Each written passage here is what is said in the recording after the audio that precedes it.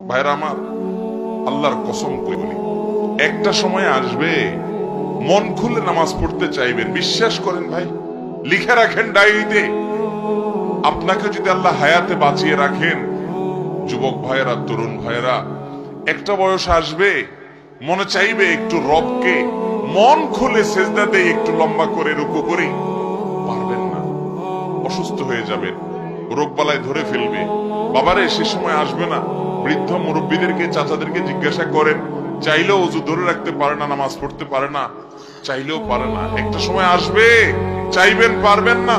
নামাজটাকে সুন্দর করেন, সময় মতো পড়েন, অনেক রাকাত নামাজ পড়বেন, নফল নামাজ পড়বেন। এটার চেয়ে উত্তম হলো ফরজটা পড়লেন, মূল সুন্নত গুলাই পড়লেন, কিন্তু ধীরস্থিরতার সাথে পড়লেন। 10 রাকাত তাড়াহুড়া করে পড়ার চাইতে 2 রাকাত আস্তে আস্তে পড়া অনেক বেশি